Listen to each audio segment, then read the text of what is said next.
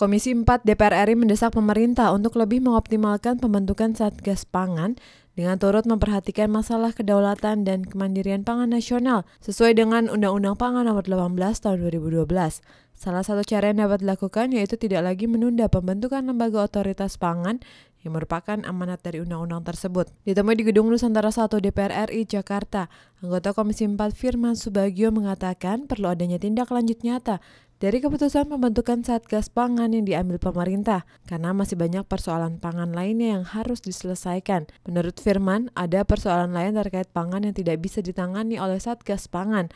Hal ini membuat urgensi untuk membentuk lembaga otoritas pangan semakin besar. Mengingat pangan adalah sesuatu yang fundamental, tapi kedaulatannya masih dipertanyakan di Indonesia. Satgas Pangan sendiri adalah suatu langkah dalam mengatasi masalah ketahanan pangan yang seharusnya dipertahankan keberadaannya dan terus ditingkatkan kinerjanya. Yang namanya Satgas Pangan tidak bisa sifatnya ad hoc.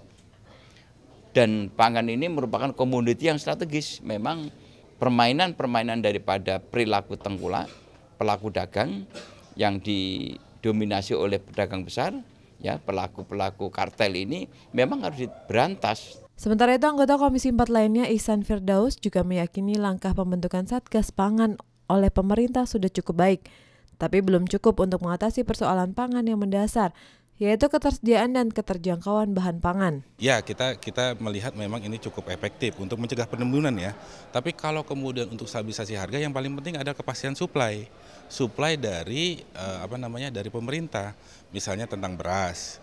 Lalu tentang beberapa harga pangan lainnya misalnya daging. Nah, yang harus dipastikan adalah selain persoalan penimbunan, kepastian suplai. Naomi dan Dwi, TVR Parlemen melaporkan.